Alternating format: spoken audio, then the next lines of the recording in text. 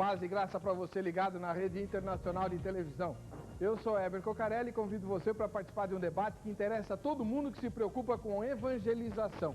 Afinal de contas, de quem é a responsabilidade para evangelizar os países cujas culturas são diferentes das nossas? Se nós começarmos a enviar missionários para o mundo da janela 1040, o mundo árabe, por exemplo, quem vai se responsabilizar pela evangelização do Brasil? Ou será que o Brasil já pode ser considerado uma nação plenamente evangelizada? No programa de hoje você vai discutir com gente que evangeliza lá fora e aqui dentro. Pessoas que fazem parte de projetos engajados de ganhar o mundo para Cristo, começando pelo Brasil. Você é meu convidado e vai poder discutir esse assunto com toda a liberdade pelo telefone ou pelo e-mail. O telefone você já sabe, é o 0 operadora 11 3337 5886. O e-mail é vejamsó@ongrace.com. Quem telefonar vai concorrer a uma Bíblia Online 3.0 módulo avançado, ferramenta da Sociedade Bíblica do Brasil, que daqui a pouquinho eu vou falar um pouquinho mais dela. Todos os que ligarem, e se sua ligação for atendida pelo Christian, né, aquele da letra feia, ou quem mandar e-mail, mesmo que seu e-mail não seja lido, não tem importância, você vai estar concorrendo aqui à Bíblia Online, tá certo? Vou apresentar agora a vocês os especialistas que conosco vão debater esse assunto. O reverendo Marcelo de Souza, que é pastor da Missão Horizontes. Tudo bem, reverendo Marcelo? Vou te chamar de Marcelo daqui para frente, tudo bem? Tudo bem, Heber. É um grande prazer estar aqui com você e com os outros convidados e poder dialogar com os telespectadores a respeito desse assunto que é significante para a nossa... Que traje é esse que você está usando? Esse é um traje chinês, usado tipicamente pelos povos orientais. Então representamos os povos orientais aqui. Você representa a ideia de brasileiros irem para o Oriente evangelizar, falar de Jesus lá. Falar de Jesus aos orientais. Tá bom, ok. Conosco também o reverendo Jango Magno Fernandes Miranda. O Jango Miranda, da IPI do Brasil, Projeto Sertão, que, como o próprio nome diz, acho que se preocupa com a evangelização dos brasileiros do sertão nordestino. É isso mesmo, reverendo Jango? Exatamente isso, Heber. É uma alegria estar aqui também nesse debate nacional a respeito de um dos temas mais pertinentes da vida da nossa igreja e dizer que estou aqui representando a voz que vem lá do sertão. Há um grito que ecoa desse sertão e eu quero ser a voz desse povo que está clamando naquele deserto, naquela terra tão inóspita e tão carente de pão e de evangelho. Muito obrigado, vou te chamar de Django daqui para frente, tá? Django. Então tá bom, Django é aquele personagem do faroeste, né? Muito bom. Reverendo Davi Botelho, que também é da Missão Horizontes, que daqui para frente vou chamar só de Davi. Como vai? Tudo bem? Namastê. Estou cumprimentando você Namastê. E a todos os ouvintes e os nossos companheiros aqui com o cumprimento da Índia. E um dos povos que menos alcançados da Índia, que são os povos Sikhs, e são os Maharaja da Índia, ou Marajás, são os mais ricos da terra. Eles construíram um templo agora em Londres de mais de 80 milhões de reais e queriam construir o maior edifício no Brasil. Eles são menos alcançados da terra. Então estou representando esse povo e essa é uma roupa típica de casamento que eles usam ali. De um Marajá. De um Marajá. Você tem alguma coisa em comum com os Marajás? Sim, o objetivo nosso, como filhos do rei, é alcançar esses Marajás para Jesus. Tá bom. Fechando o nosso grupo de convidados, a Eunice Zilner, que vai emprestar seu charme, sua beleza, afinal de contas ela é a única mulher presente aqui. No final do programa você vai ver mais alguns que nós vamos ter dançarinos e cantores de música típica dos países que estão sendo evangelizados pela Missão Horizontes, tá? Eles trouxeram o conjunto, no fim do programa você vai conhecê-los. Mas por enquanto a Eunice é a única moça, né, do nosso programa e ela representa o projeto Brasil 2010. Boa noite, Eunice, seja bem-vinda. Boa noite, é um prazer estar aqui. Eu represento o projeto Brasil 2010, que tem o objetivo de motivar a igreja brasileira para alcançar o Brasil para Cristo. E é um prazer estar aqui. Por que 2010? Porque a gente colocou um alvo de até 2010 atingir um número razoável de igrejas no Brasil para ser considerado um país alcançado. E Muito esse bem. alvo é o ano de 2010. Entendi. Você já entendeu o assunto do programa de hoje. Nós temos missionários que trabalham com gente lá de longe, na China, Índia, África, Egito e por aí vai. E gente que defende a evangelização no Brasil. Se você fosse gerente de operações da sua denominação, de operações evangelísticas, onde você investiria os recursos da sua igreja? Na evangelização de quem está lá longe ou na evangelização do povo brasileiro ainda não ganho para Jesus? Esse é o debate. Os especialistas estão aqui, conto com a sua participação. Por falar em especialistas, a repórter Vanderleia Farias foi buscar mais alguns para a sua sempre brilhante matéria de abertura. Vejam só. Eles são ousados, querem conquistar o planeta para Cristo. Um desafio audacioso que pode custar-lhes a vida. Mas o que é a vida para quem se dedica totalmente à pregação do Evangelho? Para jovens missionários como Laurizete, perder a vida pregando o Evangelho é uma honra. Quero gastar a minha vida inteira, quero gastar a cada minuto, ensinando Jesus Cristo como Senhor e Salvador àqueles que ainda não conhecem. Mesmo correndo riscos? Mesmo correndo risco. Porque a Bíblia diz que em nada temos as nossas vidas por preciosas. Minha vida não é tão importante assim, a ponto de que eu não possa doá-lo para que outro conheça a Cristo. É com essa convicção que centenas de missionários são mandados para outros países todos os anos. Joaquim é um deles e sente-se realizado em poder contribuir com a causa cristã. É um privilégio para nós sermos missionários, desde que nós temos uma visão ampla de Deus, de levar Jesus àqueles que não conhecem. Levar a mensagem do Evangelho a outros países não é tão simples quanto parece. Longe do Brasil, os missionários enfrentam problemas culturais e étnicos. O risco de você estar ali num país comunista, em que o Evangelho não tem a liberdade de você pregar o Evangelho, isso existe. Mas a possibilidade de fazer um bom trabalho, assim, podemos dizer assim, debaixo do pano, e que é possível alcançar vidas. E hoje eu creio que se a polícia ou se o governo pegar a gente fazendo um trabalho desses, o estrangeiro não sofrerá tanto consequências quanto ao nativo. Acho que a situação pior seria para o nativo. E o estrangeiro normalmente ele será expulso do país ou confiscado os seus bens materiais. Laurizete perdeu a conta de quantas vezes sofreu risco de morte em missão em um país muçulmano. Várias vezes ela se viu em situação de risco. Nesse país muçulmano e principalmente nesse país muito pobre, há muita guerra civil, né? E uma das coisas que eu fiquei muito tensa no país foi quando o país foi tomado pelos civis e queriam matar o governo.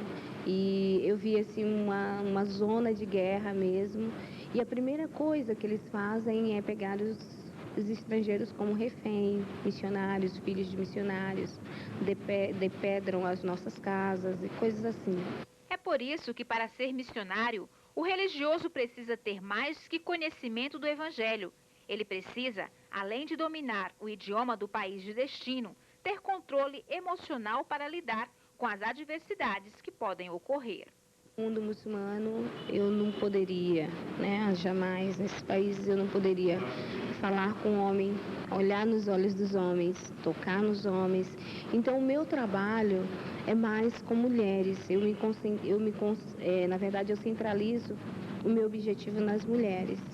E aí, nós visitamos aldeias, me reúno com elas, converso com elas, ensino alguma profissão a elas e tenho a oportunidade de anunciar a Cristo.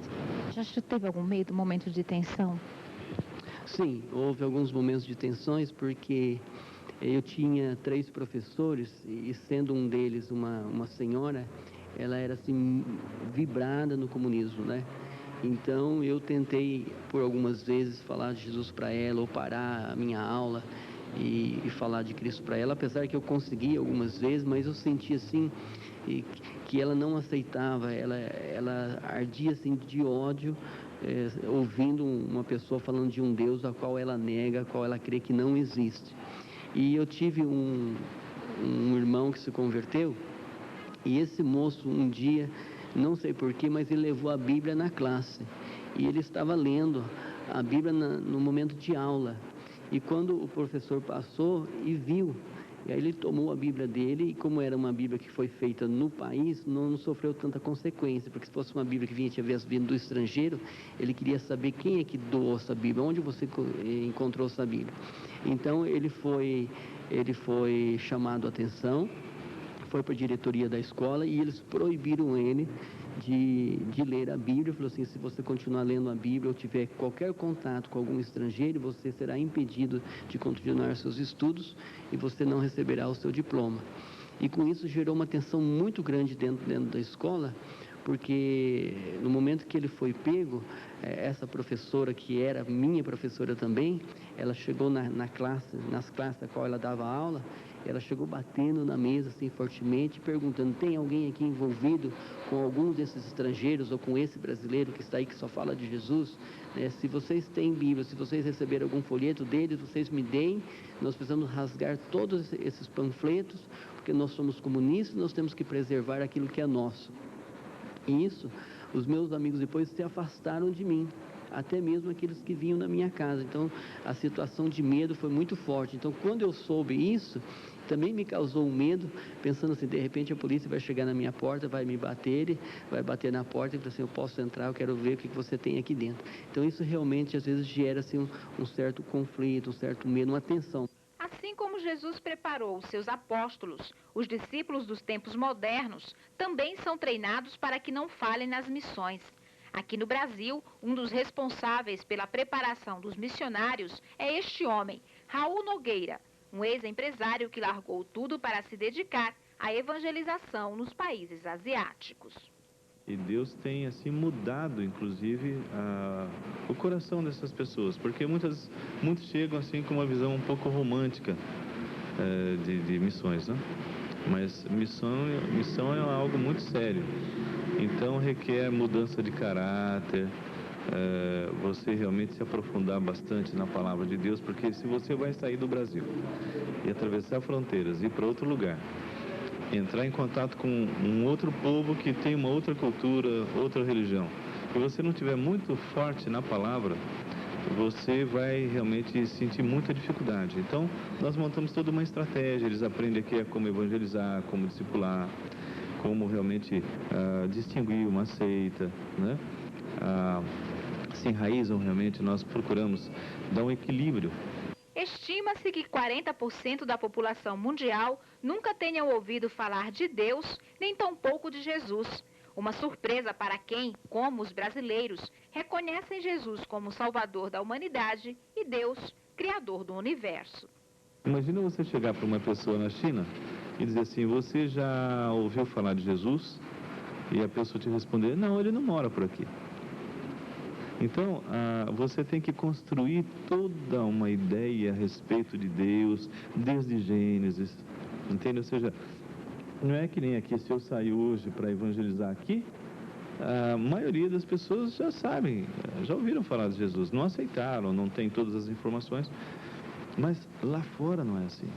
Os custos e os riscos que envolvem uma missão de evangelização em outros países são muitos e os resultados nem sempre são qualitativos. Em contrapartida, milhares de brasileiros estão fora das igrejas, afastados da luz do Evangelho. É pensando nelas que o Vejam Só pergunta: por que fazer missões em outros países se ainda não ganhamos o Brasil? Muito bom. Você vai responder a essa pergunta, né, pelo telefone ou pelo e-mail, concordando ou discordando dos nossos convidados. O telefone está aí na sua tela, 0 operadora 11 3337 5886. O e-mail é vejamsó@ongrace.com. Não mande o seu e-mail para o portal On Grace. Eu falo isso todo dia e todo dia tem gente me desobedecendo, né? Ó, rebeldia é pecado sério, viu? Se você manda o seu e-mail para o portal On Grace, que é um maravilhoso portal, tem aquele linkzinho lá, fale conosco, você vai falar conosco sim, amanhã, que é quando eu vou receber o seu e-mail. Hoje, aqui, agora, para você participar, inclusive, do concurso da Bíblia Online, você tem que mandar para vejamsó@ongrace.com. Daqui a pouquinho eu falo mais da Bíblia, estou esperando sua mensagem, estou esperando seu telefonema também. Ligue e responda onde você empregaria os recursos da sua igreja na evangelização? No Brasil ou na evangelização do exterior? Vamos começar o debate com os convidados aqui.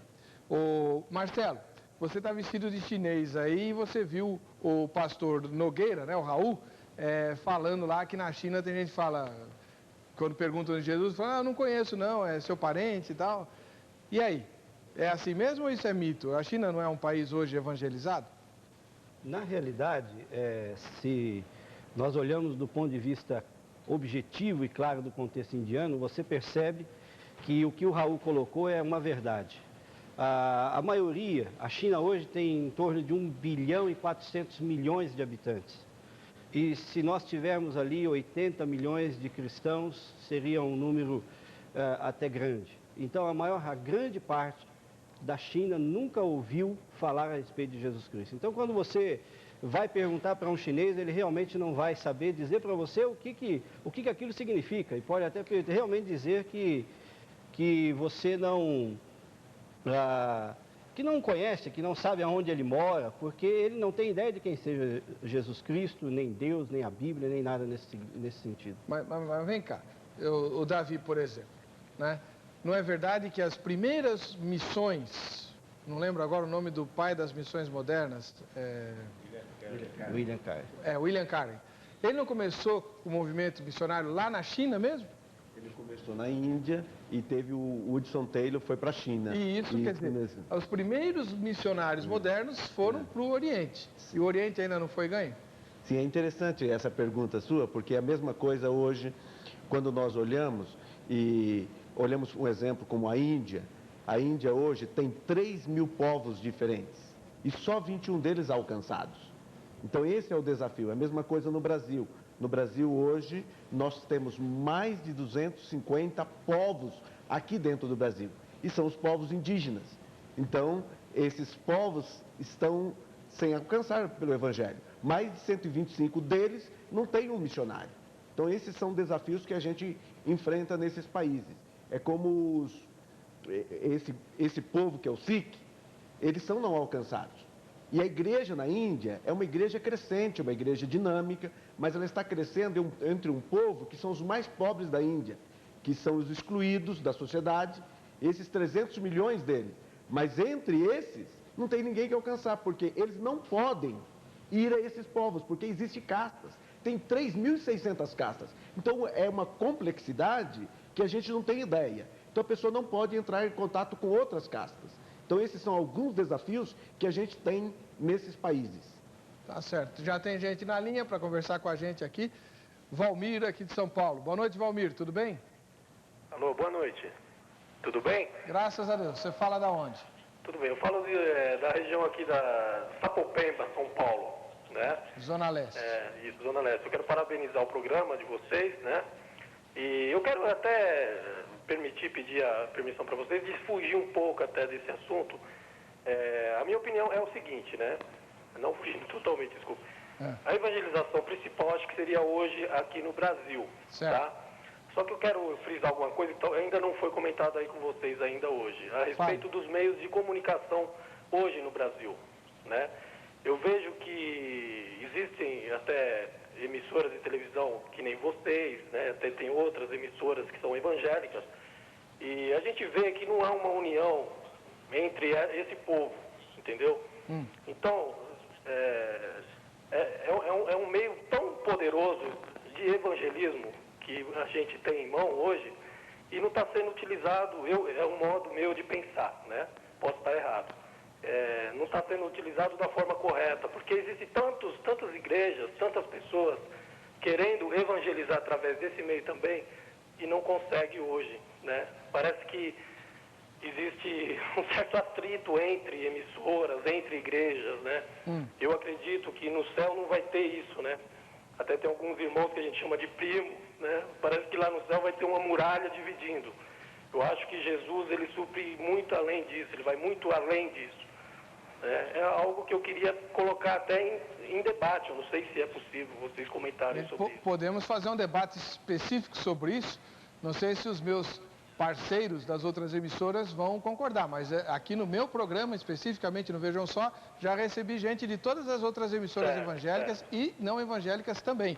Nunca fui convidado para ir para elas, mas já trouxe aqui. Então, é por isso que eu estou abrindo isso, porque eu vejo que vocês têm uma mentalidade muito aberta, né? E parabéns mesmo pela filosofia de vocês. Muito obrigado. Eu acho que a gente tem que partir daí. Se não houver união entre as igrejas evangélicas no Brasil, nós não vamos ganhar o Brasil para Cristo nunca. Eu acho que primeiro nós temos que ter a humildade e admitir até diferenças entre igrejas, né? Porque existe, querendo ou não, doutrinas, às vezes existe isso. E às vezes os crentes estão batendo cabeça por causa de doutrina, por causa de coisinha, né? E estão deixando de ganhar Jesus, né? Às vezes um não pode assistir televisão, o outro não pode fazer isso, o outro não pode fazer aquilo. Eu até às vezes comento com a minha esposa, eu falo assim, Jesus, quando voltar, eu acho que ele vai falar assim, até para os crentes mesmo, vocês perderam tempo com tanta coisa pequena e deixaram de salvar tantas vidas que estão desesperadas atrás de Jesus. Tá bom. Né? Vamos voltar para o nosso tema então. Obrigado, Valmir. Muito obrigado. Grande abraço. Ô, Jango, você tem um chamado específico para o trabalho de missão no Nordeste brasileiro. Não é isso? Uhum. Você é da onde? Eu sou da Paraíba, só que do litoral, e há 5 anos estou morando na região do Sertão. Quando você fala sertão, o que é sertão? Isso precisa ser bem compreendido, porque as pessoas que nunca visitaram o Nordeste, ou que se visitaram, muitas vezes conseguem compreender somente as dimensões do sertão do litoral, que é um sertão muito bonito, com a beleza de suas praias, seus shopping centers, sua disponibilidade de faculdades, escolas, uma boa educação, hospitais e tudo. Mas essa não é a realidade do Nordeste. O Nordeste tem um outro tipo de Nordeste, que de maneira pedagógica nós definimos como Nordeste A, que é esse do litoral que eu estou falando, e nós temos o Nordeste B, que é do sertão, onde existe a indisponibilidade do Evangelho em muitas cidades e povoados. Existem ainda pessoas que não sabem o que é a Bíblia e nunca tiveram oportunidade sequer de pegar uma em suas mãos. O sertão existe a marca da seca prolongada que estanca, né, todas as tentativas de produção, de economia. Enfim, nós podemos falar que os aspectos sociais, culturais, políticos e religiosos do sertão são muito diferentes dos aspectos que eu acabei de mencionar, do litoral, e ainda muito mais diferentes dos aspectos que se encontram na região sul e sudeste do Brasil. Então, é nessa região do sertão, o que chamamos de Nordeste B, onde focalizamos a nossa atenção. Dizem, existe uma estatística, aliás é do IBGE, que os evangélicos do Brasil já chegam a 20%. Essa estatística no sertão vale? Não, não vale, e esse percentual termina sendo tão alto em função da realidade dos próprios litorais, os grandes centros do Nordeste e também dos eixos Sudeste e Centro-Oeste, né? Mas a realidade no sertão é que nós temos a grande maioria das cidades, principalmente as cidades pequenas, com populações que variam de 2 até 13 mil habitantes, com apenas 1,5% de evangélicos. Nós temos cidades com menos que 1% de evangélicos e, pasmem, temos municípios e muitos povoados, centenas de povoados, onde não existe um único evangélico sequer. Aqui no Brasil? Aqui no Brasil. No século XXI? Exatamente. Bom, esse é o desafio, né, Eunice, do Brasil 2010. Até 2010 tem que mudar esse quadro. É nosso objetivo, né? Quer dizer que, então, se você fosse a gerente dos recursos evangelísticos da sua igreja, os recursos iam todos para a evangelização do brasileiro? Não todos. Eu acho que Deus é soberano, né? A gente tem que investir fora, mas não pode esquecer de investir dentro. Eu até mudaria a frase, a gente tem que continuar investindo dentro e também investir fora. Numa proporção de 100%, quanto para lá e quanto para cá? Essa não é responsabilidade minha. Mas se fosse, esse é o desafio do programa. Né? E se fosse? E aí? Eu não sei dizer a porcentagem, porque é que nem eu falei, eu acho que Deus é soberano e Ele chama as pessoas. Ele é soberano, mas Ele usa os nossos recursos. Sim, mas Ele nos envolve no projeto, né? E a gente tem que mostrar a necessidade e a igreja brasileira vai se levantar para suprir essa necessidade A Eunice está financeira. sabonetando, Jango. E você? Se você fosse o gerente lá, como é que você faria? Não, na realidade, a gente tem que ter a consciência de que uma teologia missionária coerente, ela precisa focalizar, não somente, falando de maneira figurativa, a nossa Jerusalém, que é a cidade onde estamos inseridos, a nossa Judéia, que figurativamente seria o estado onde estamos inseridos, ou mesmo a nossa Samaria, onde entra aí uma diversidade cultural, né, religiosa, que existe também essa grande diversidade no país. Mas olhar também para os confins da terra. Eu tenho dito, por onde eu passo, que você olhar somente para Jerusalém, olhar somente para a sua realidade, o seu contexto, para o seu próprio quintal, é um pecado. Mas também focalizar sua atenção somente para uma missão além das nossas fronteiras, uma missão transcultural, e focalizar somente ali, como se ali fosse a única e grande prioridade da igreja, eu também entendo que isso é uma atitude equivocada. Agora, evidentemente, que o custo de um missionário transcultural não é o mesmo custo de um missionário no sertão. Nós hoje podemos manter um missionário trabalhando no sertão dentro da realidade econômica do sertão nordestino, onde a grande maioria das populações não ganha um salário mínimo. Famílias que não têm isso. Então, você pode manter um missionário tendo casa para morar, um salário de 400, 500 reais. Evidentemente, com um custo dessa natureza, você não pode manter um missionário transcultural. Evidentemente que, às vezes, na proporção, você pode... O dinheiro que sustentaria um missionário, né, num mundo, numa perspectiva transcultural, numa missão em outros países, esses recursos seriam se divididos, bem usados assim, e multiplicaria muito a ação missionária no Brasil. Já fez a sua propaganda, Jango. Nós vamos para um rápido intervalo comercial, porque agora é a hora do Vejam Só fazer propaganda dele. Na volta eu vou falar do computador do Barbosa e também ler os primeiros e-mails que estão chegando, e você agora já conhece a posição de cada um, vai poder opinar, tanto por e-mail como por telefone, concorrendo à Bíblia Online. Volta em 3 minutos aqui do Vejam Só.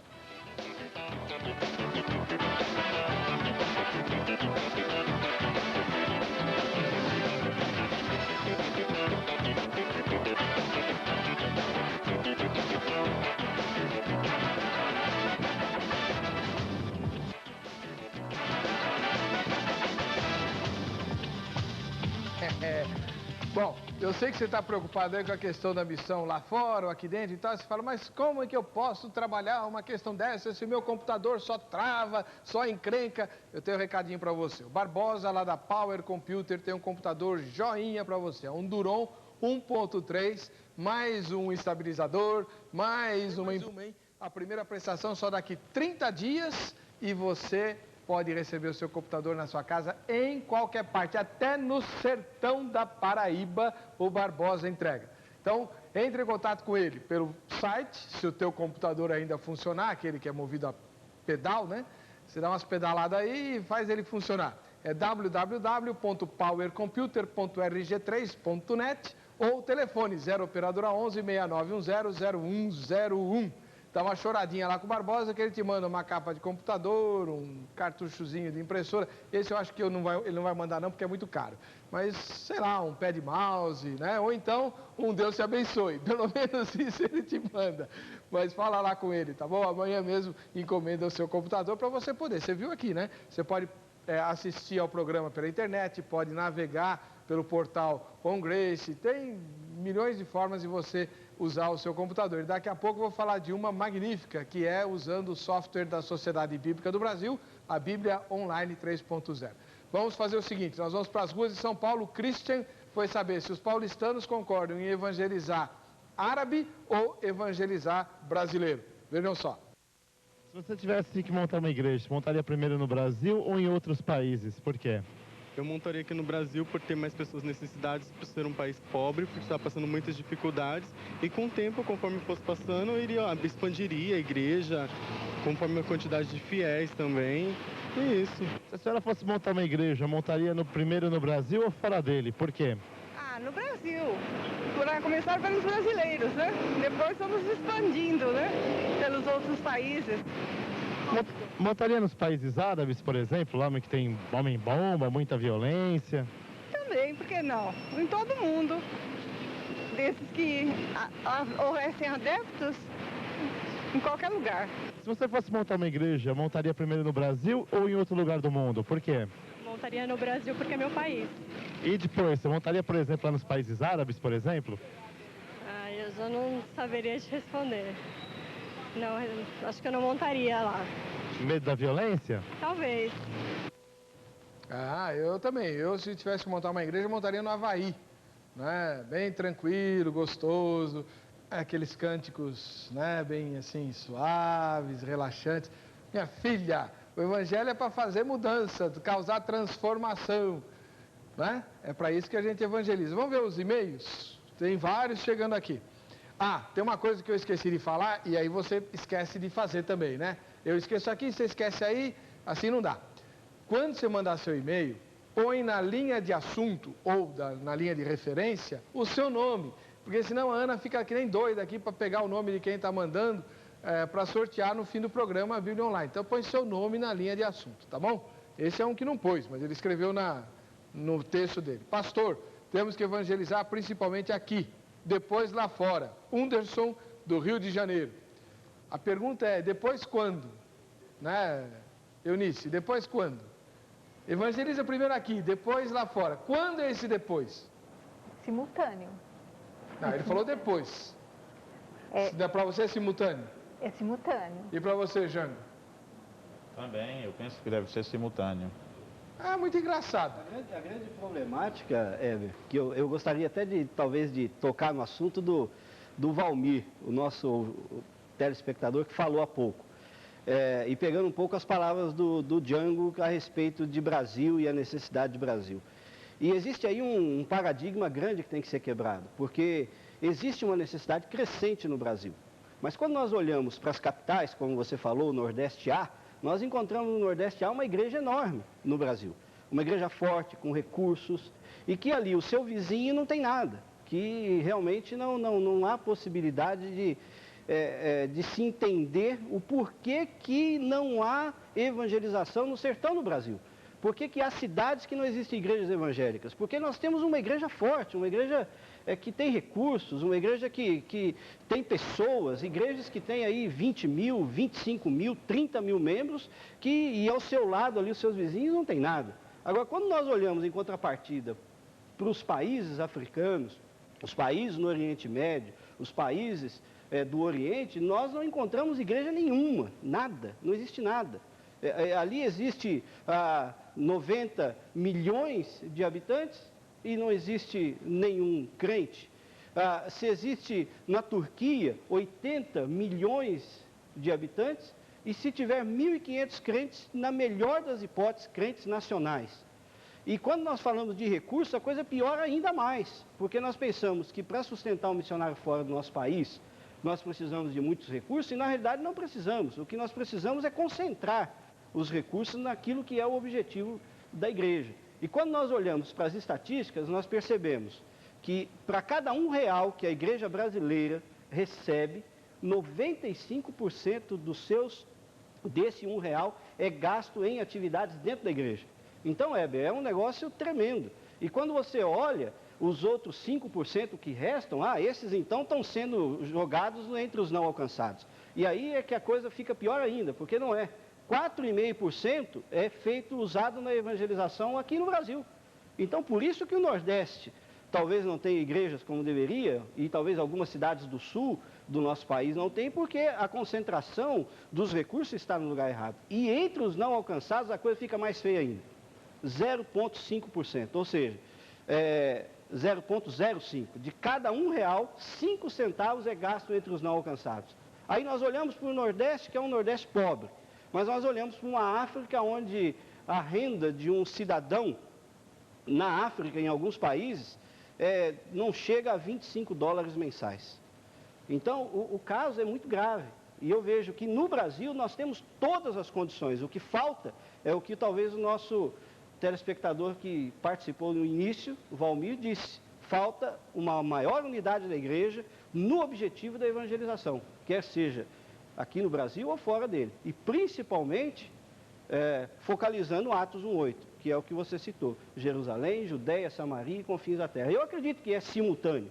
desde que nós tenhamos bem definidos e bem concentrados o que nós temos que fazer com os nossos recursos e não usarmos uma coisa em detrimento de outra. Então, quer dizer, nós precisamos primeiro fazer no Brasil para depois fazer fora. É por isso que a situação hoje eu vejo que está dessa forma. Bom, tem telespectador mandando e-mail aqui, o Flávio de Jacareí, por exemplo, dizendo que no Brasil, praticamente todo mundo já ouviu falar do Evangelho por causa do Show da Fé, por exemplo, não é? Lá no sertão, o pessoal não assiste televisão? Assiste, claro. Agora, uma coisa que também é importante enfatizar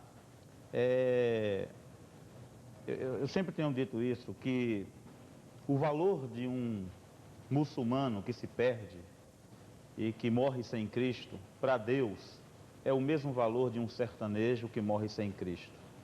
E é o mesmo valor de alguém que mora aqui numa periferia de São Paulo, num grande centro do Brasil. E existem pessoas que que são preciosas aos olhos de Deus. E Deus não olha para um muçulmano, nem para um hindu, nem para um budista, dizendo esse é mais especial do que aquele sertanejo. Eu amo mais esse do que aquele. O valor eu entendo que é igual. E forçar uma teologia para justificar isso, eu acho que nós estaríamos cometendo um equívoco.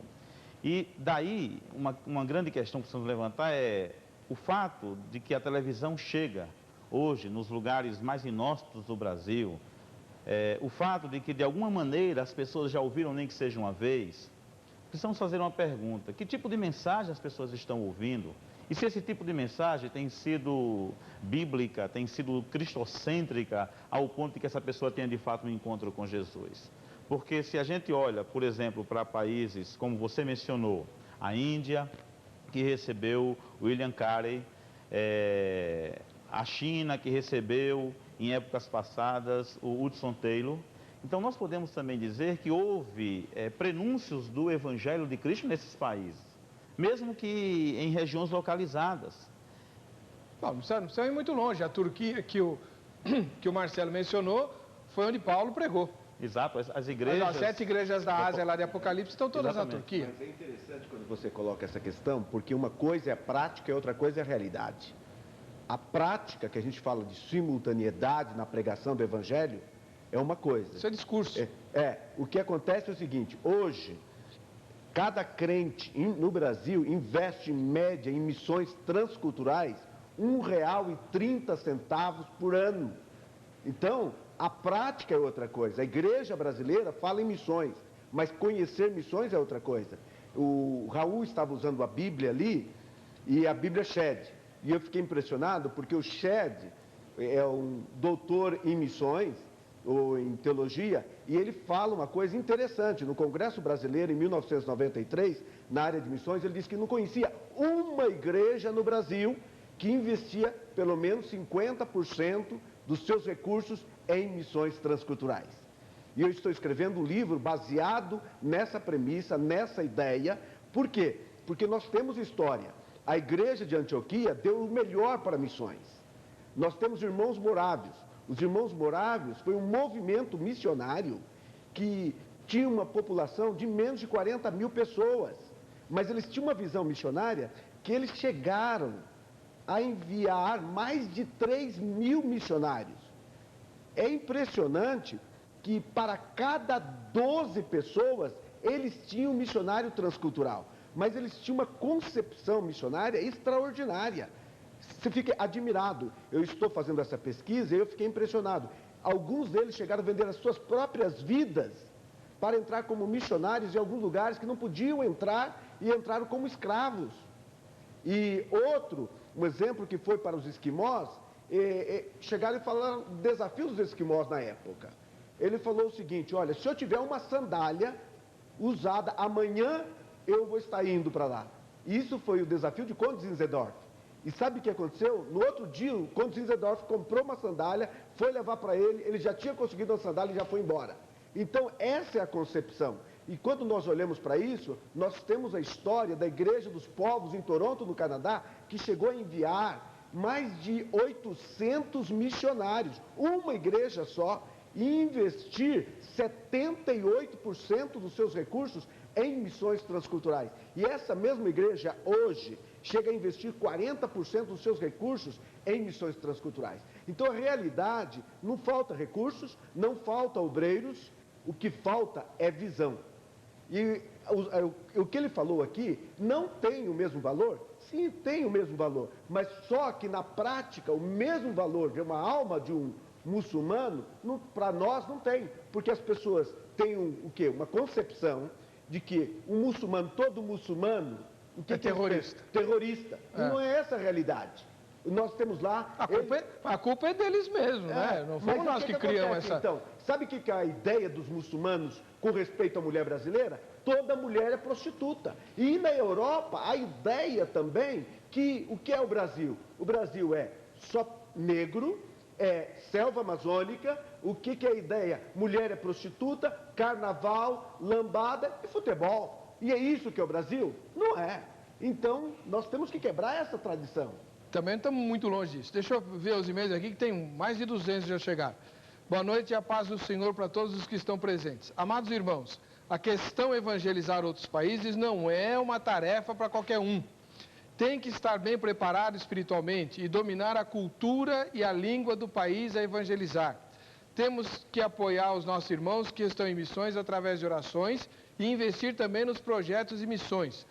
Vamos, empresários, investir em missões, tanto dentro do nosso país e também nos outros países. Amém, que Jesus venha dar espírito e coragem. Julião Rosa da Silva, Jequezinho e Cidade de Jequié, Bahia, lá no Nordeste. Fazer missão transcultural exige todo esse trabalho. Para evangelizar no Brasil não precisa tanto. Eunice, você fala português. Uhum. Todo mundo fala português lá no sertão, ou não? Fácil. Pega um cabra, de preferência um nordestino que está aqui perdido no Sudeste, manda de volta para lá. Evangelizar, não é mais fácil, Eunice? Mas o Davi estava falando sobre como o povo lá fora vê o brasileiro, né? E essa mudança a gente consegue, como igreja a gente tem responsabilidade também de estar mudando a cara do Brasil e o que o povo pensa da gente lá fora. E com esse crescimento dos evangélicos que tem aumentado a cada década, isso tem mudado. E a cada década tem mudado também, aumentado o número de missionários que a gente envia para fora. Então eu vejo um crescimento conjunto. Ao mesmo tempo que a igreja brasileira tem crescido 3 a 4 vezes mais do que a população, o envio de missionários para fora também tem crescido nas décadas, né? E com isso também vai ver a visão do investimento crescer. Mas quando você fala isso, é interessante. R$1,30 por ano por crente, eu não vejo como crescimento isso. R$1,30, um exemplo, os irmãos moráveis não tinham televisão, não tinha rádio, não tinha telefone, não tinha avião. Um exemplo, fazer uma viagem, nós estamos agora publicando um livro que fala God Spoken Tibet, ou Deus falando tibetano. Eles gastaram 90 anos desde que chegaram até ver a Bíblia produzida naquela língua. Então, eles tinham uma visão, mas a igreja brasileira, se comparar nisso, está ainda uns passos de caminhar, e é sendo que hoje nós temos a 3ª maior igreja evangélica do mundo. Nós temos recursos, nós temos pessoal, nós temos uma preparação, mas falta visão. Nós temos gente querendo ir, mas os recursos, um exemplo, eu fico pensando, os recursos que a gente tem. Se nós pegássemos a igreja brasileira... Eu tenho que interromper você, Davi. Nós vamos para o jornal mais pontual da TV brasileira, o Jornal Toda Hora. Tem um e-mail que chegou apoiando você. Na volta eu leio e falo dos outros assuntos aqui no Vejam Só.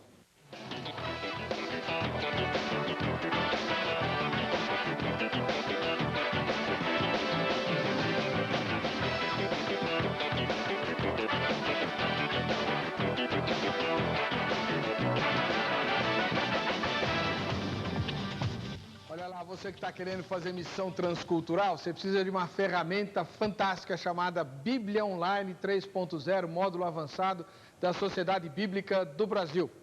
Você vai ver já um tapezinho que nós fizemos, ela tem mais de 70 traduções da Bíblia, no mesmo CD-ROM, o mesmo. Não adianta você chegar lá no Shopping do Povo, eu quero uma Bíblia Online, mas em árabe, né? É a mesma, tá? Tem mais de 70 versões dentro do mesmo CD-ROM e você vai poder explorar de forma das mais variadas a Bíblia Online.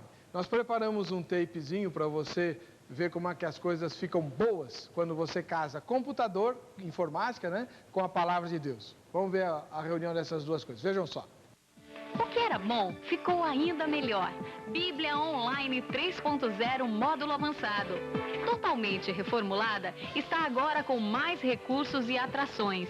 Inário com letras e músicas de 80 hinos famosos, além de 33 hinos em formato karaokê.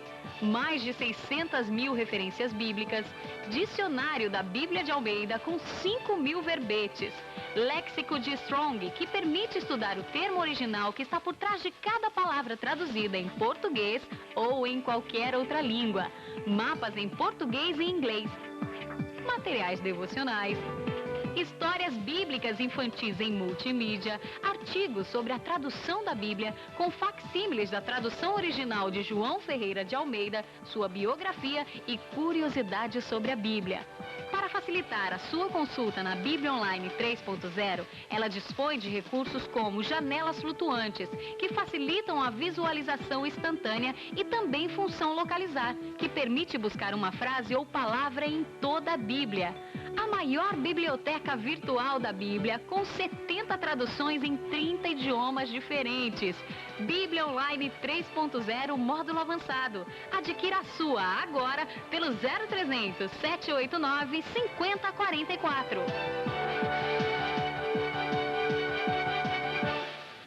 Bom, primeiro que se você estiver participando do programa por telefone ou por e-mail, já está concorrendo a sua Bíblia Online. Nós vamos sortear aqui no finzinho do programa. A Eunice vai sortear para a gente aqui, né, a Bíblia Online. Ela está falando muito, então eu já vou dar serviço para ela. Segundo, que se você mora na Grande São Paulo, você pode comprar sua Bíblia Online diretamente no balcão do Shopping do Povo. Avenida São João, 815, aqui no centro de São Paulo. Se der, dá uma corridinha para o nosso estúdio ou para o nosso escritório, toma um cafezinho com a gente, tá? E tem mais uma coisa, hein? Se você vier aqui ao Shopping do Povo, você dando a senha correta, você ganha um desconto especial na Bíblia Online 3.0.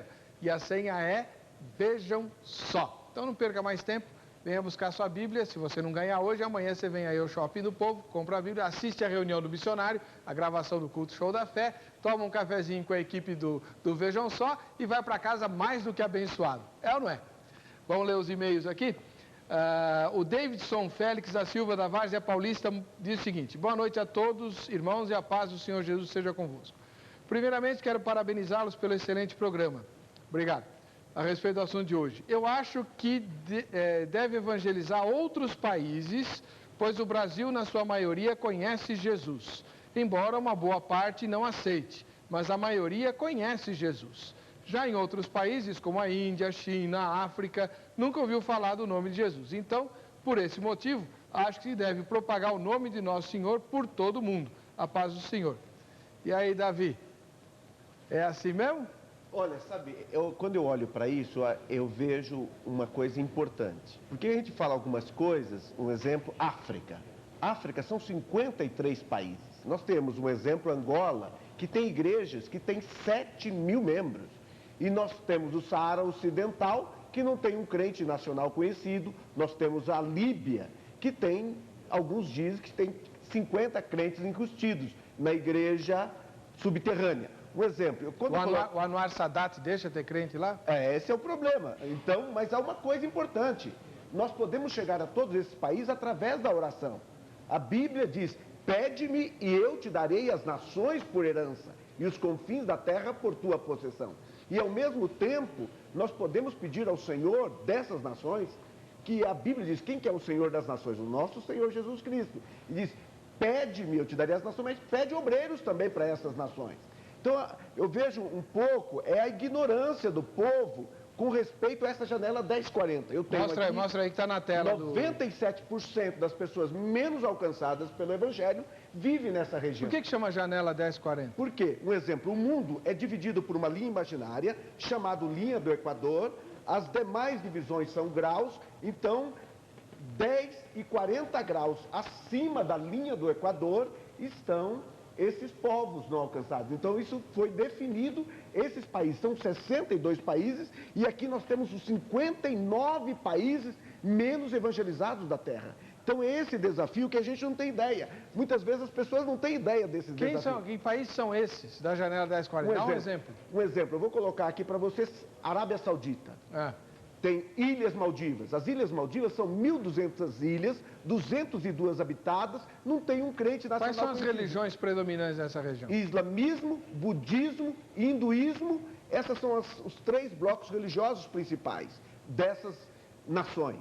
Então, é isso que nós precisamos orar por esses povos, por essas nações. Você imagina que eu fico admirado, eu estava agora na Índia, e eu fiquei impressionado de entrar num templo com 30 mil deuses. A Índia tem 33 milhões de deuses.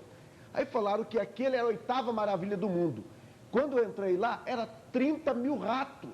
As pessoas adorando ratos. Rato roedor? Roedor, o ratinho ali. Então os ratinhos, as pessoas iam adorar os ratinhos.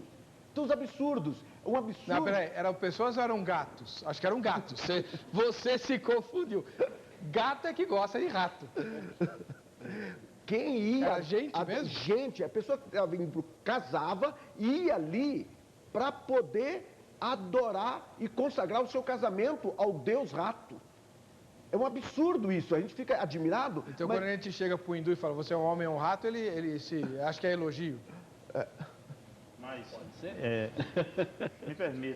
me permita, Davi, uma observação.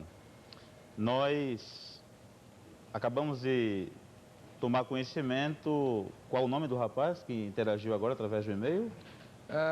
Peraí. Davidson? É o Davidson, da Várzea Paulista.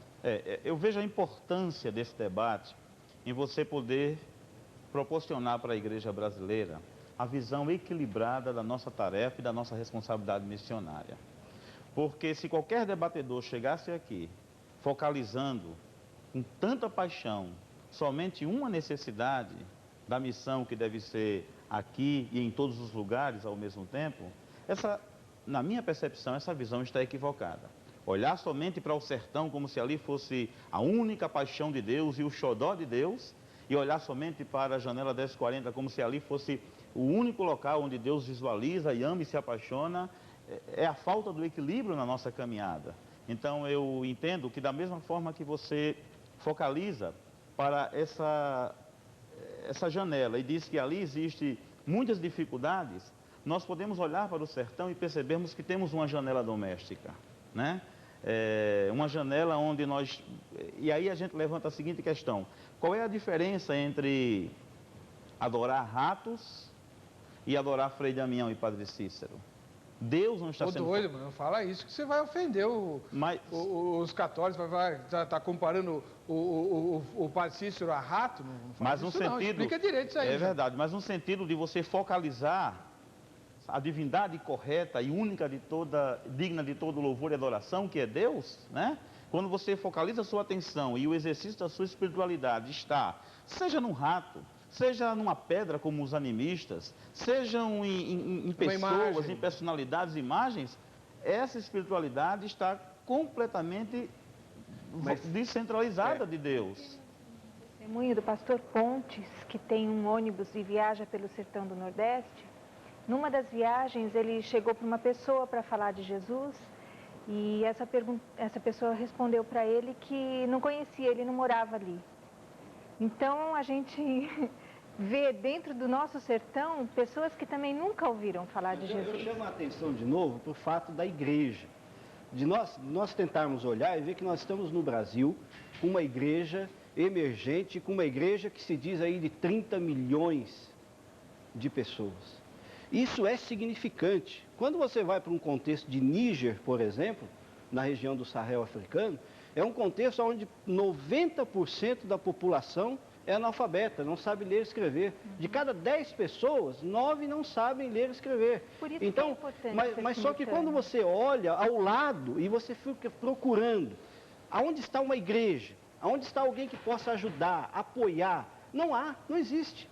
Então, eu vejo que existe uma disparidade enorme, porque nós falarmos que existem cidades no Brasil que ainda não... Existem pessoas que não conhecem Jesus, que perguntam quem é, ele não mora aqui no meu bairro, é um absurdo, a não dizer uma vergonha para a própria igreja. Porque nós temos uma igreja, às vezes, no bairro do lado. e ela não está interagindo no seu próprio contexto. Aliás, é uma questão que eu queria perguntar para o Jango e para a Eunice. Na Edições Vida Nova, que publica a Bíblia Shed, de nada pela propaganda lá que a gente fez de graça aí para vocês, né, Robson? Tem uma moça de Pernambuco, e ela veio de Pernambuco fugida porque engravidou e tal, o pai mandou correr, aquela história lá, né, manchou a honra da família e tal. Chegou aqui, ela foi adotada pela família Shed, o Dr. Shed a adotou, e ela foi evangelizada, obviamente morando na família Shed, adivinha o que aconteceu? Ela se converteu, né, tornou-se batista e tudo mais e tal. Depois de muitos anos, ela voltou para Pernambuco para visitar os parentes e tudo mais, e chegando lá, no interior de Pernambuco, aconteceu um fato muito inusitado. Ela ficou espantada e eu também, quando ela me contou. Havia morrido uma pessoa da infância dela, uma amiga de infância ou um familiar de algum amigo de infância. E ela quis ir ao enterro. E aí os familiares dela disseram, de jeito nenhum, você não é crente? A família do defunto ou da defunta não é crente, então você não pode ir lá. Quer dizer, existe no interior do Nordeste brasileiro essa divisão de águas. Você ir a uma cerimônia de sepultamento de alguém que não é evangélico é uma ofensa para o evangélico? Se a igreja lá age dessa forma, nós nunca vamos ganhar os brasileiros de lá, porque não se pode misturar. Nem no enterro? Fala nisso.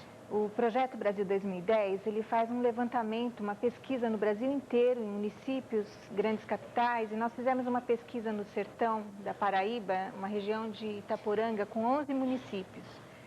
Foi uma pesquisa muito completa, porque foi entrevistado até a população não evangélica do local, para entender como essa população via os evangélicos.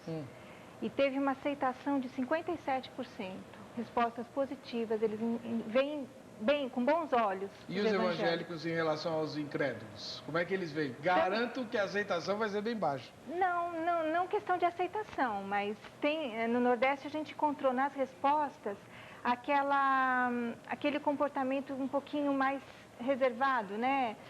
Eu não vou em festa. Mas né? Não ia ao enterro de alguém? Enterro não teve resposta, mas em festa teve. Você vai ganhar como? Jesus comia com os pecadores. Olha lá. Mas isso pode ser uma exceção. Uma coisa que eu poderia Jesus também... comia com os pecadores é exceção? E não ia em enterro. Igreja Batista, irmã. Igreja Batista no interior de Pernambuco. Uma coisa que eu posso acrescentar é o seguinte. O catolicismo do sertão é um catolicismo sincrético. O problema não é que as pessoas não acreditem em Jesus, só que elas acreditam em Jesus e num monte de outras coisas, né? E é um catolicismo mágico e é um catolicismo ainda medieval.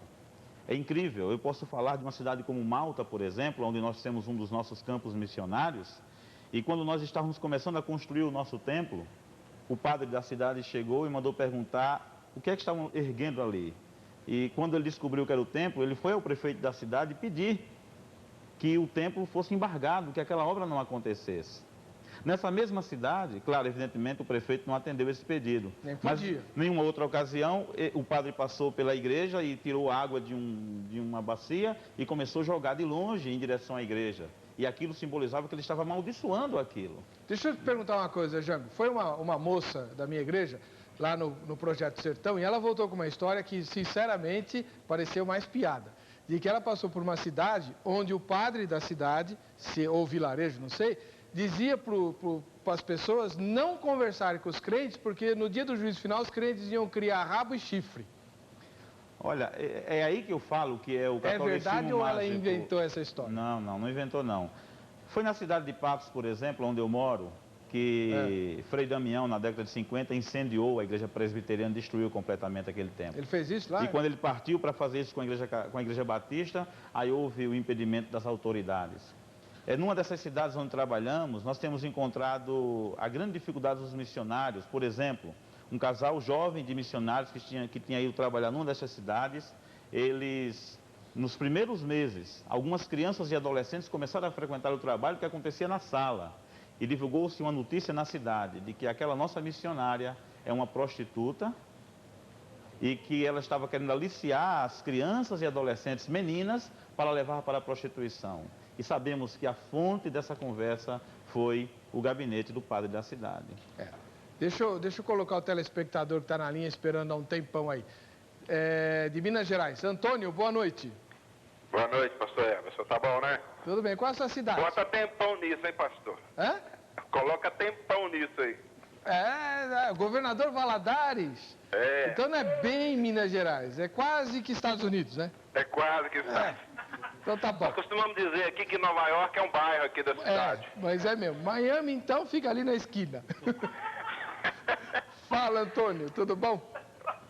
Pastor, eu queria te fazer uma pergunta para os debatedores aí, e gostaria de que eles respondessem com toda a sinceridade.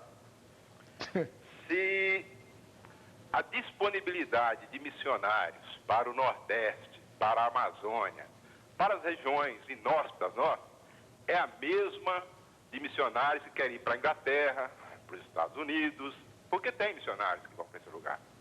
E mesmo para a África e para a Ásia. E o irmão faz uma colocação aí que as igrejas, tal, a gente contribui pouco para missões. É verdade. Mas a verdade também é que missões são muito pouco transparentes para as igrejas. As igrejas não recebem informações. Eu acredito que um crente, eu não acredito um crente, uma pessoa que tem amor a Jesus, vai negar contribuir para a obra missionária. Mas isso não é passado também pelas próprias lideranças das igrejas, não é feito nenhum trabalho em função, né, de motivar a igreja a contribuir, e também do pessoal de missão. A gente já vê no mundo secular muita coisa que é desonesta. Eu não chego a dizer isso dos missionários. Mas eu acho que tem muito missionário. Eu acho que é muito mais fácil a gente treinar missionários aqui e evangelizar o nosso povo que ainda não conhece, trazer lá de fora, que nós queremos mandar missionário para a Índia, vai lá, converte 2, 3, traz eles para cá e vamos treinar eles aqui e manda eles para lá. O senhor não acha que isso é mais producente? E aí, o que você acha, Marcelo? É uma pergunta, um questionamento interessante, irmão Antônio, porque quando nós olhamos para a realidade, ela é totalmente outra. Primeiro, quando nós falamos do aspecto financeiro, se fala da falta de comunicação, da missão com a igreja, sempre eu ouço isso em todas as partes que eu converso com pastores, e na realidade isso é usado apenas como um subterfúgio, porque todas as missões que eu conheço, inclusive a nossa organização, ela tenta ao máximo se comunicar com o pastor, com as igrejas, com a família. Então, às vezes um ou outro acontecimento esporádico pode ocorrer, mas a missão sempre está aberta, sempre existe telefone, existe e-mail, enfim, N formas de você entrar em contato com a organização para encurtar essa dificuldade que às vezes é encontrada no dia a dia. Agora, quando nós falamos de investimento, nós vemos que o pastor ou as igrejas, quando as coisas estão difíceis, o primeiro a ser cortado é o missionário que está no campo. Então, corta-se o missionário. Nós temos casos assim, que as igrejas cortaram o sustento e se os missionários não fossem apoiados, eles passariam fome. E você vai perguntar por quê? Não existe um motivo. É a obra local, é o ministério local. Essa é a realidade que nós estamos vivendo e que nós estamos vendo a cada dia. Então, na minha concepção, Marcelo, você não acha que falta um pouquinho de projeto missionário na igreja local? Não, o que falta é a igreja entender que a responsabilidade de fazer missões é dela, não é da missão, não é da organização missionária. A organização missionária é um meio pelo qual a igreja é uma ferramenta, ela agrega, é uma forma onde ela é um braço da igreja para que ela possa trabalhar lá fora de uma forma mais eficaz. É ela que treina a mão de obra. A missão treina, a missão vai colocar a pessoa lá no campo, a missão vai dar o suporte que ela precisa, pastoral. Vamos comentar, talvez o Davi possa comentar melhor, essa ideia que o Antônio falou, traz os 3 hindus convertidos para treiná-los aqui e mandá-los como hindus evangelizar lá. Mas trazer a pessoa não é a solução. Talvez é muito simples essa ideia. O que acontece é o seguinte, trazer uma pessoa para cá, ele vai ter um choque cultural muito grande, ele não vai ter uma ideia, então tem que preparar no local. Agora, para preparar no local é que precisa dos missionários. Se nós não temos missionários lá, então é diferente. Agora, precisamos de um missionário, primeiro, para converter essas pessoas aonde não tem. Primeiro de tudo, ele está falando, trazer essas pessoas. Então, tem que converter, discipular. Como é que vocês fazem? Vocês atuam na janela 1040. É isso. Como é que vocês fazem para quebrar a barreira dos países islâmicos, onde ser cristão lá é coisa muito, muito, muito perigosa, não é? Sim, eu concordo com você, mas sabe o que acontece? Como é que você faz? Por exemplo, eu vou pedir para a Carolina, tá assistindo o programa aqui. Vem cá, Carol, por favor. Você vai vestir a burca na Carolina. Então nós vamos mostrar a Carolina sem a burca e depois com a burca, para a gente ver a diferença. Então uma mulher, vem cá, Carol, tudo bem? Chega aí. Isso. Vem aqui. Não, você tem que ficar do lado dele lá. Vem cá. Obrigado. Então, a Carol, olha para lá, para trás, para as câmeras. Isso. A Carol, dentro do contexto muçulmano, é como uma prostituta. O namorado dela tá aí, viu? Depois ele te pega. Por quê? Porque cobria a cabeça, os braços. Então, isso era um contexto lá do Oriente. Agora, o que acontece? A nossa ideia aqui, passando essa concepção de antropologia cultural, a preparação nessa área, um exemplo, aqui a mulher na casa, ela coloca a roupa mais feia para o esposo, ela não se perfuma dentro de casa. Então isso, para eles, a mulher é uma prostituta, porque para a rua ela coloca a roupa melhor para os outros homens. E para eles não. Na rua, a Carol ia assim, ó. Essa é a ideia lá fora. Então ela vai... Se ela já tinha alguma ideia de ser missionária lá, já vai perder agora. Então, vamos colocar essa burca nela. Então na rua ela vai, para mostrar para os outros homens, ela vai colocar essa roupa, vai cobrir, ela vai colocar a cor de lado. Puxa aí a burca aí. Isso, coloca a burca assim, se cobre. Tem que pôr o cinto depois. Isso para estar na rua. Agora, dentro de casa, ela coloca uma roupa degotada, ela coloca uma roupa bonita, uma roupa brilhosa. A mulher muçulmana. Mulher muçulmana. Pro marido, tudo. Pro marido, tudo. O resto do mundo... Lá fora é diferente. Então, tá me vendo aqui, Carol? Então essa é a ideia. Essa é a ideia. Fala por baixo da burca aí. Cadê o microfone? Olha, ela não acha nem o... Tá. E aí? Eu não tô te vendo direito. Tem um monte de então, a moça não enxerga com a burca? Sim, porque até os olhos faz sedução lá. Os olhos, então tem que cobrir até os olhos nesses lugares. Mas como é que ela vai andar lá? Ela não enxerga nada. Mas ela está acostumada. Essa é a ideia de que está acostumado. Então, são essas informações que a gente tem que preparar o pessoal para se identificar. As suas missionárias que vão para lá, elas têm que andar assim lá? Dependendo do lugar, ela tem que usar isso. Dependendo do lugar, ela tem que usar isso. Tá gostando, Carol? Tô me sentindo com cabeça, só dá para olhar para frente. Então, essa aqui, um exemplo, vem lá do norte do Afeganistão. É um grande desafio. Nós temos uma jovem que quer ir para lá. Então, esse desafio no Brasil, quando a gente fala alguma coisa de coerência, mas a minha pergunta é, no Brasil a gente tem a Bíblia em português, a Bíblia online, uma Bíblia extraordinária, mas eu tenho aqui uma listagem, olha aqui, essa listagem tem 4.500 línguas que não tem nada da Bíblia. Nem nada, nem cita uma aí. Sorteia uma aí. Aqui, eu vou sortear uma aqui de um país, só pra gente ter uma ideia. Aqui, ó. Da Argélia, Taga Grande. Ô, Carol, dá uma recuada aí pro câmera pegar a lista. Um exemplo. Vou pegar uma aqui. 2 passos para trás, Carol. Com cuidado que tem uma escada. Tasnatit, da Argélia, tem uma população de 40 mil. E aqui, olha, quantas aqui tem? Aqui de 1.400.000. Mas qual é o nome da língua aí? Aqui, tem vários aqui. Um exemplo, Chitagonian, Megan, Xendu, Usui, Tagaganja. Onde que fala isso aí? Bangladesh, Benin, Botsuana, inclusive no Brasil, uma listagem grande aqui no Brasil. Aqui eu vou citar aqui do Brasil, Cinta Larga, Irante, Urupaim, Tapirepirapi, Camaiura, Craô, Miarra. Então são os idiomas indígenas. São os idiomas indígenas, que não tem nada da Bíblia. Como é que o Projeto Brasil 2010 vai lidar com essa questão dos índios, ou vocês esqueceram dos índios no projeto? Não, a gente tem conhecimento de 102 tribos indígenas que não têm presença missionária no Brasil. Deixa a Carol tirar a burca lá, que ela está tapando o meu câmera. Ok, obrigado, Carol. Pode falar, Eunice. 102 tribos indígenas sem presença missionária no Brasil. Quantas? 102. 102, no Brasil? No Brasil. Tribos de índios brasileiros? Sem nenhum Mas eles falam missionário. português, não falam? Esses não. Não falam português? E não tem idioma, não tem Bíblia no idioma deles? Não. E o projeto, nós estamos em 2003, 2004. Sim. Faltam 6 anos. Vai dar para alcançar esses povos até 2010? Nós temos fé que sim. Ah, fé? Nós estamos desafiando a igreja brasileira.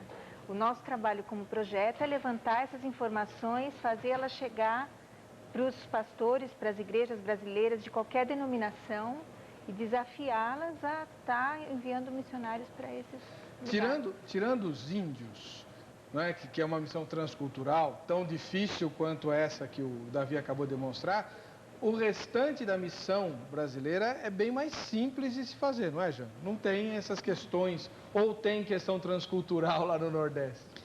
Olha, eu não chamaria de mais simples. Eu acredito que ela tem os seus próprios desafios e, por exemplo, eu coordeno um projeto onde eu tenho missionários que vieram do Paraná, de São Paulo, até mesmo da Irlanda do Norte, dos Estados Unidos, estão trabalhando comigo lá. E é incrível que alguns voltaram por causa do choque cultural. Choque cultural? Choque Qual é a questão que mais choca? Falta d'água. Esse é um dos problemas, né? Para o sertanejo, conviver com a falta d'água, sabe, é uma coisa natural. Se não, né? Não teria como. Mas desde a questão da própria educação no sentido mais amplo, não somente a questão de alfabetizado ou não, mas a educação, como tratar as pessoas, como se comportar na sociedade, como se relacionar com o próximo, a maneira de abordar alguém para fazer uma saudação. Então, tudo isso é muito diferente. A minha esposa, por exemplo, ela é do Paraná. Nos primeiros anos em que ela estava lá, ela enfrentou choques culturais. Eu já estava morando lá. Ela enfrentou alguns choques que para ela foram muito críticos. Dá um exemplo aí. Eu não posso julgar que para a pessoa, porque isso é uma questão subjetiva, né? De que aquele choque é menor do que o de outra pessoa, né? Tá, mas dá um exemplo. Eu poderia dizer em relação à questão do consumo da água, né?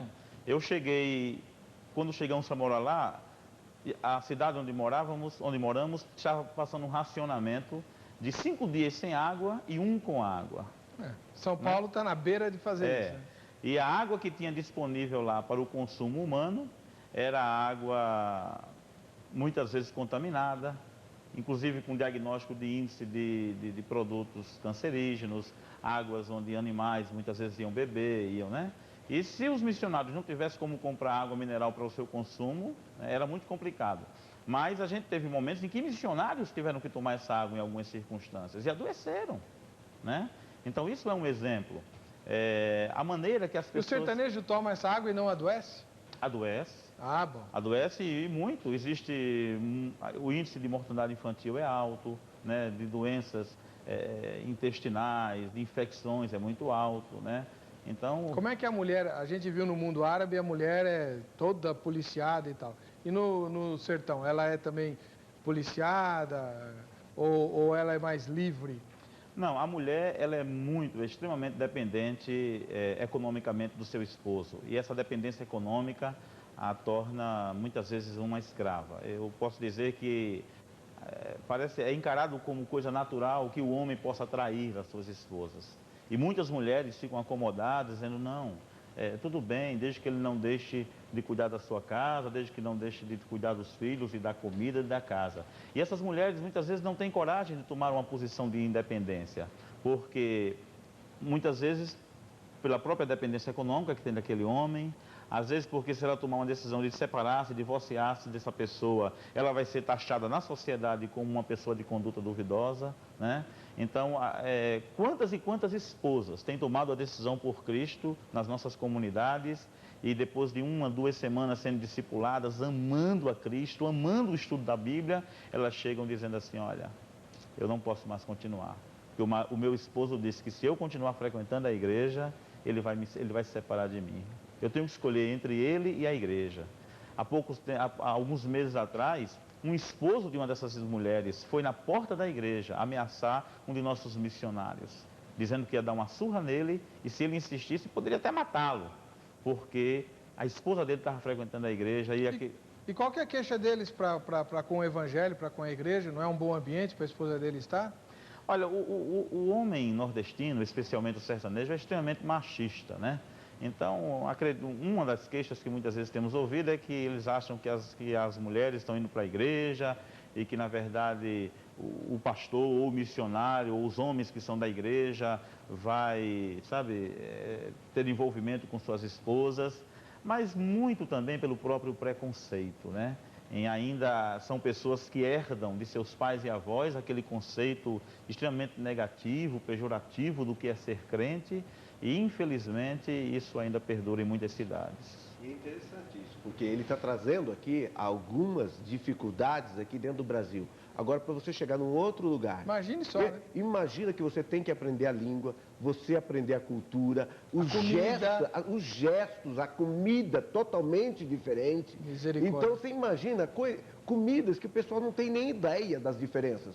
Um exemplo, eu estava nessa região do oeste africano, do Sahel, e eu fiquei impressionado. Quando me deram um ovo para comer, eu nunca tinha visto coisa igual. E eu tenho andado até pelo Nordeste, e eu fiquei impressionado. Por quê? Porque na China eles comem ovo choco, muitas coisas diferentes. Mas quando eu peguei aquele, eu fiquei impressionado. Eu vi que a gema era branca, depois de tirar um pedaço. Aí eu perguntei para a missionária, por que a gema é branca? Ela disse, porque até as galinhas são anêmicas. Misericórdia. Não acredito. Até as galinhas são anêmicas. Um exemplo, quando eu estava viajando ali pelo deserto do Saara, eu fiquei tão impressionado. Por quê? Porque quando eu estava viajando ali, aí disseram, para tomar água. Aí ele falou, a água você não pode tomar água, você tem que tomar o Coca-Cola. E a Coca-Cola está nesses lugares. Porque a água você não pode tomar porque tem giardia. Você não pode tomar leite de camela porque tem brucelose. Mas Coca-Cola tem nesses lugares. Por que a Coca-Cola investe nesses lugares? É isso que me chama a atenção. A irmã que estava falando para mim, uma coisa impressionante. Ela falou, por que vocês falam finanças? Porque finanças têm condições de medir. Porque toda parte é espiritual. O diabo tem cegado as pessoas. Então, nós temos trazido essas informações do Brasil. O primeiro artigo sobre Janela 1040, em português, fomos nós que produzimos. Agora, aqui nesse livro Intercessão Mundial, as pessoas têm condições de verificar as diferenças e aonde o lugar que tem menos. A questão... Mostra para aquela câmera lá. Um exemplo, esse livro Intercessão Mundial está atualizadíssimo, mais atualizado do que o livro em inglês, e diz, quando nós oramos, Deus trabalha. E aqui tem todas as informações de nações, as pessoas vão poder verificar as diferenças, verificar como está crescendo a igreja brasileira. 6.500 convertidos a cada dia no Brasil. Amém. 2 milhões por ano. Deixa eu interromper você. Nós vamos para um rápido intervalo comercial. No próximo bloco, pegue papel e lápis. Eles vão divulgar site, telefone, e-mail, para que você entre em contato com eles, onde você pode achar esse livro e tudo mais. E vamos ter também uma dança da África, né? O pessoal que veio da África, uma dança e uma música aí de um grupo de missão transcultural. Já 3 minutinhos aqui no próximo bloco e vamos fazer também o sorteio da Bíblia Online, tá?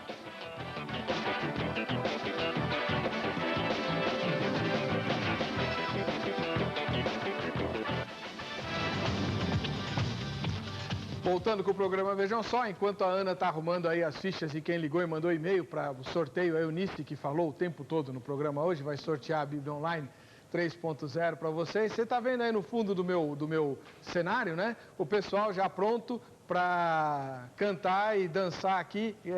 Você também é Eunice, né? Sim.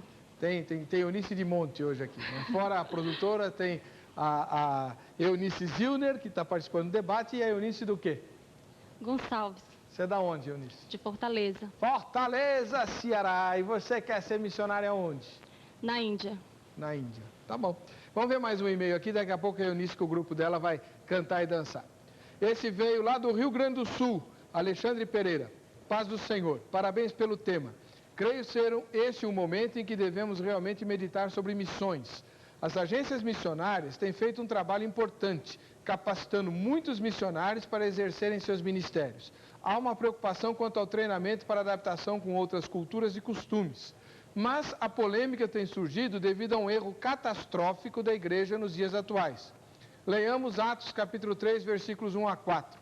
Notemos que a igreja, servindo ao Senhor, orando e jejuando, receberam a ordem do Senhor: apartai-me a Barnabé e Saulo para a obra que os tenho chamado.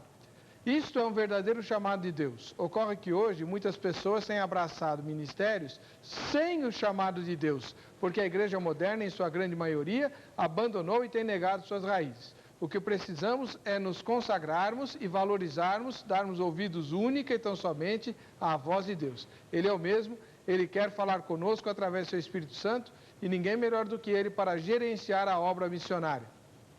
Agências missionárias não devem ser apenas um órgão que simplesmente providencia passaportes. Isso é papel para agências de turismo.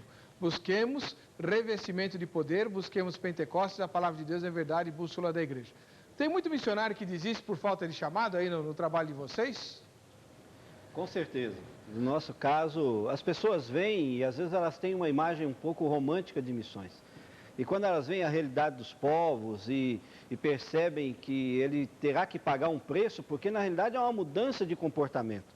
Porque nós vamos trabalhar no caráter, nós vamos trabalhar na formação individual da pessoa, nós vamos focar a área formal, não formal, informal do treinamento do indivíduo, onde ele aprenda a se relacionar com as pessoas, e não só isso, mas aprenda também a sofrer menos choque cultural, ou seja, ele poder interagir. Você fez uma pergunta, como é que as pessoas vão viver lá? Eles vão se relacionar, vão fazer amizades, vão ganhar a confiança do povo para chegar ao coração deles. Então, basicamente, é isso que nós trabalhamos, e alguns, às vezes, percebem que não é realmente o negócio dele e ele quer voltar para a sua igreja, mas ele volta diferente, porque ele percebeu a realidade, ele tem parâmetros agora para ajudar a sua igreja e as pessoas ao seu redor a fazer a evangelização local, que na minha concepção também é importante. Mas pensando num dado, e talvez uma frase importante, se missões é o nosso menor investimento, como nós podemos dizer que amamos essa causa? Porque para cada 1 milhão de muçulmanos, nós temos, na melhor das hipóteses, 3 missionários entre eles. E nós estamos cheios de pessoas nas nossas igrejas que querem, que recebem, sentem um chamado de Deus e que querem ir para uma agência de treinamento, querem se preparar para ir para os campos e não conseguem chegar. Então essa é uma grande... Então deixa eu conhecer os missionários que você trouxe aqui, que eles vão dançar, né? Vocês falando perto do meu microfone aqui, vai pegar o som. Como é seu nome? Meu nome é Emanuel. Fala mais alto, né? Emanuel. Emanuel?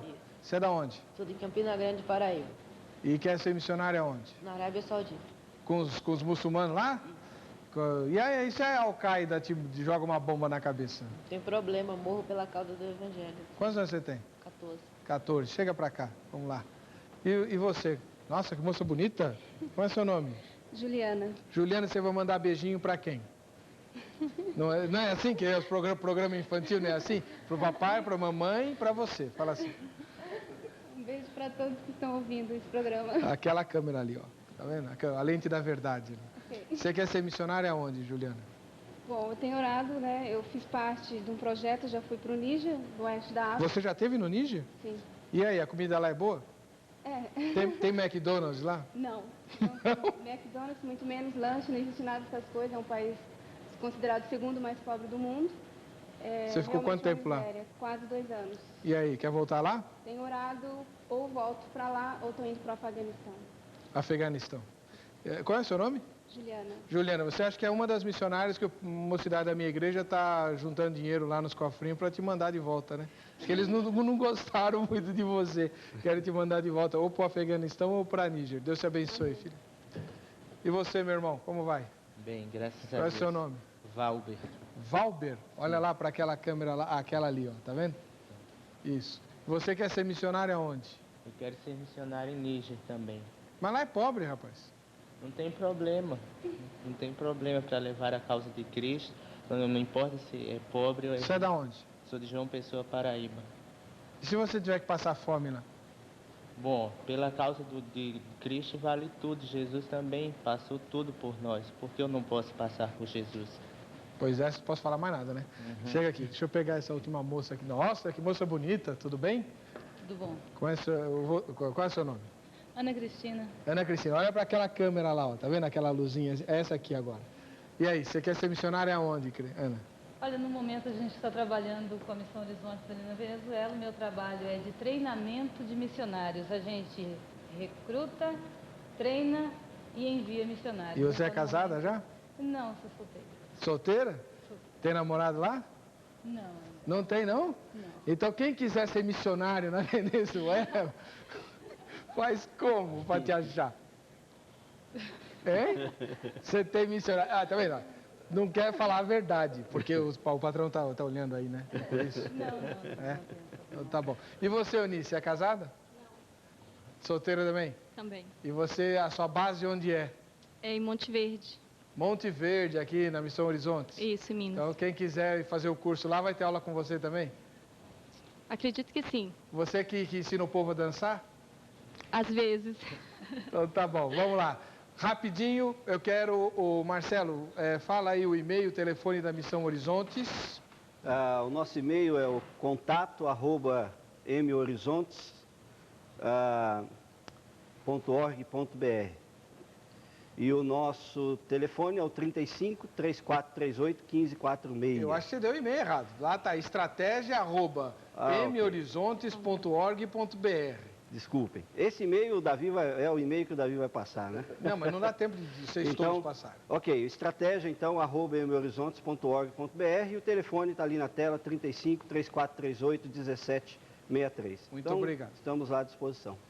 Jango, e quem quiser mais informação do Projeto Sertão? Você viu que tem um monte de nordestino ainda para a África, né? É uma coisa boa, hein? Pois é. Projeto Sertão, sem o tio, @uol.com.br. E agora, no próximo janeiro de 2004, nós realizaremos mais um projeto Férias no Campo Missionário. É um projeto maravilhoso, onde você dedica 15 a 20 dias de suas férias para estar convivendo e conhecendo a realidade dos campos missionários do sertão. A Carol, que viciou a burca, ela participou desse projeto. A Eunice, Projeto Brasil 2010. Como é que a gente faz para conhecer melhor isso? Visitando o site www.brasil2010.org, e eu fico na CEPAL, telefone 5523-2544. Eu só queria dar uma palavrinha, que a gente aqui está falando muito de Nordeste pela presença do pastor Jango, mas eu queria chamar a atenção para o Rio Grande do Sul, que nós temos dados que o Rio Grande do Sul está com uma situação semelhante à do Nordeste do Brasil. Então, agora você estica a sua mão direita, bagunça as fichas e sorteia sem olhar. Sem olhar, isso. O sorteio aqui é sério. Bíblia Online 3.0. Vamos lá, pode tirar. Tchan, tchan, tchan, tchan. Tenta ler aí, se você conseguir. Omar Aquino. Deixa eu ver aqui. Vamos conferir. Omar Aquino, Misericórdia de São Paulo, capital. Tá aqui. Para que câmera mostra? Tá aqui, ó. Omar Aquino. O Cristian está melhorando. A Rosângela, missionária, está fazendo um curso de missões, de caligrafia por oração com ele. Tá melhorando. Muito bom, vamos para música e para dança. Eunice, a bola está com você. Vamos lá.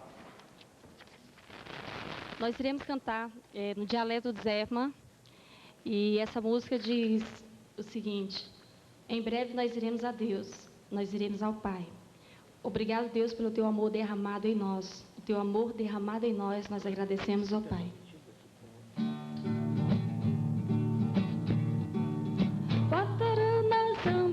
Sama mutsale tare dauba watarana zambu sama samario watarana zambu sama mutsale tare dauba watarana zambu sama samario watarana zambu sama mutsale tare dauba watarana zambu sama samario Watarana zambu sama mutsale tare dauba Watarana zambu sama samario.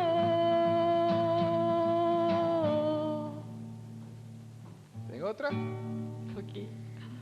Alá mungo de aleluia Domiga una casua caremu aleluia Alá mungo de aleluia Domiga una casua caremu aleluia Canarala acaremu mungo de aleluia Mungo de aleluia Mungo de aleluia Canarala acaremu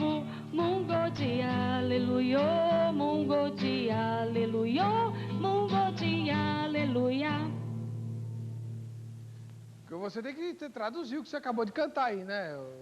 Eu já traduzi, mas eu posso repetir. A primeira música diz: em breve nós iremos a Deus, nós iremos ao Pai. E a segunda diz: muito obrigado, Deus, pelo teu amor derramado em nós. O teu amor derramado em nós agradecemos, ó Deus. Tem mais música? Tem. Então vamos lá. O grupo Missão Horizonte cantando aí que não vejam só.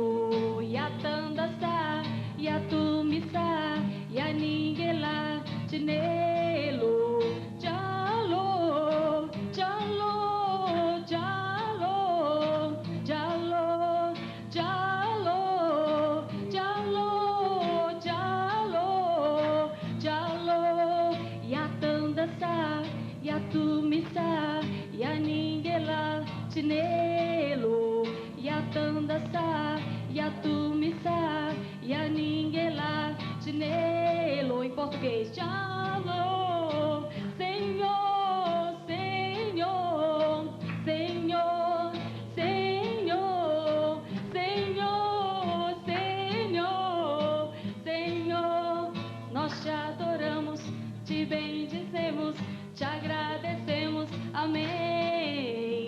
Nós te adoramos, te bendizemos,